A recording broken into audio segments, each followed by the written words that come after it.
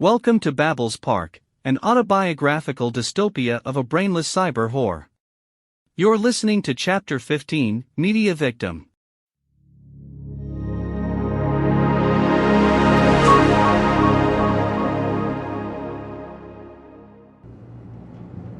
David's seething thoughts hoped in vain to remain cool as he feared plummeting to the bottom of a volcano. I admit I liked the idea of gurgling magma choking the decaying structures of his daily routine. Methane clouds floated through his befuddled mind, revealing a sign on a brick wall that read "Further travel not dangerous." David was now in an ancient paternoster elevator that rumbled horizontally through the dark basement, went up a few feet, and then stopped abruptly.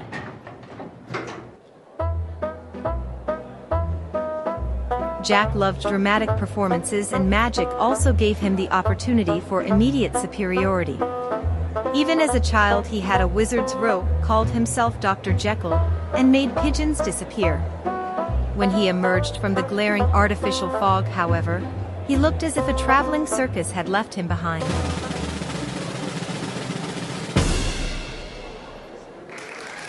After a brief drum roll, he greeted the audience, which was still flocking in, attracted by the kind of seasonal staff that would work outside a fairground tent for a wrestling show. Ladies and gentlemen, please welcome our sexy guinea pig, Annette.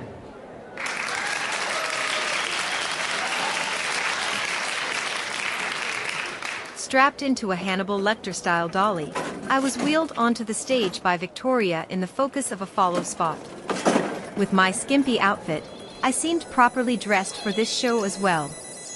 The stage was a torture chamber with props for cutting virgins into women without abdomens, and other props that I couldn't really imagine in my suspended state.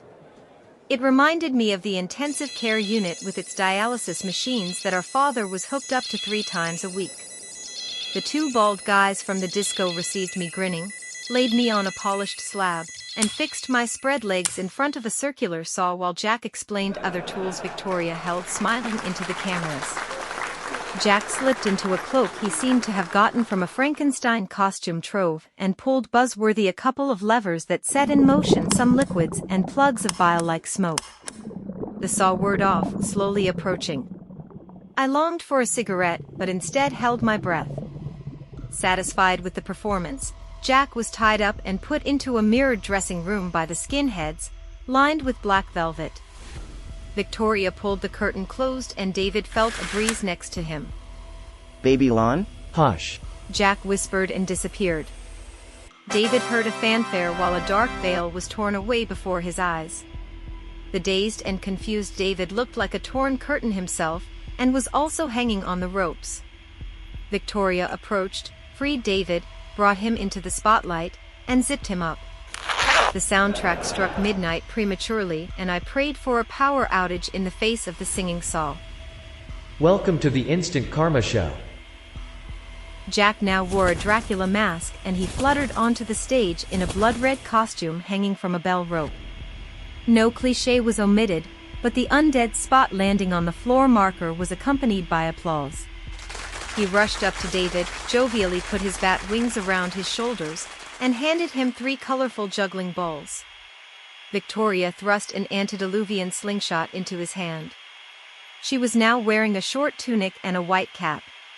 The Transylvanian led the shocked shooter to me and showed him an emergency switch that was out of reach. David, don't say anything, just act. The prongs of the flashing blade swirled the first cotton shreds of my outfit into the air and refreshed my crotch. Although I was not gagged, I could not scream, as if in a dream from which I hoped to wake up.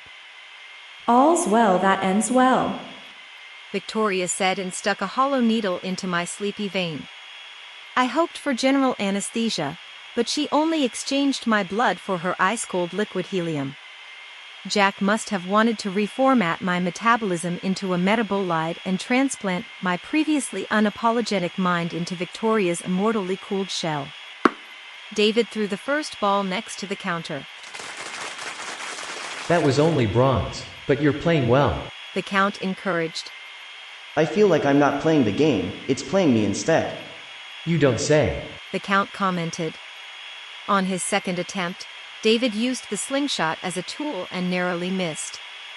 The bloodsucker bared its canines, which protruded from the mask. No applause. Camera 2 offered the control room a close-up of my torn panties. In the meantime, I would have been satisfied with a local anesthetic. It is pointless. David said resignedly and lowered his arms.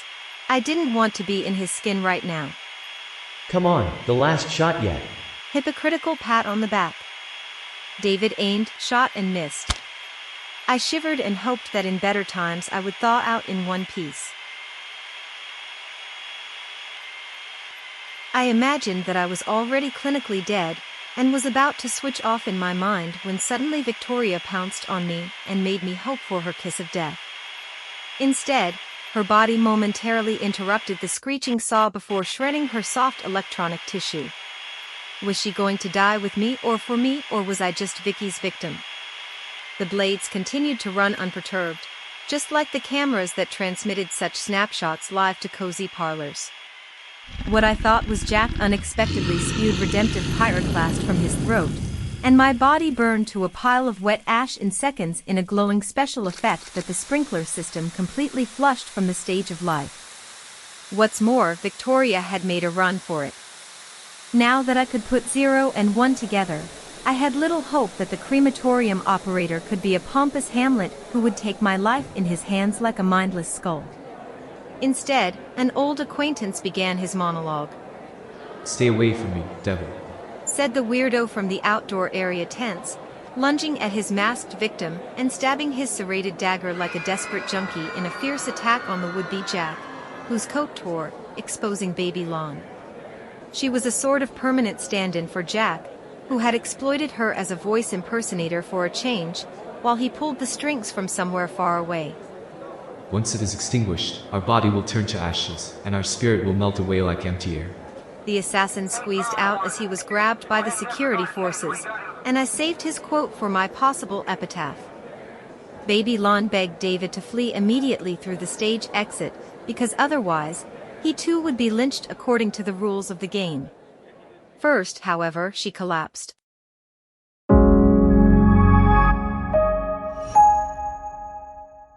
You listened to the 15th chapter of Babel's Park. In the next episode, in her dialogue, the digitally reborn Annette looks forward to flying with Jack to her childhood home simulated by Bob. Listen to the ad-free version on Apple Podcasts now. To learn more about Babel's Park, visit Dr. Kalasana's website fuckup.coach. And to let us know what you think of this series, we look forward to your review on your favorite podcast platform. Thank you.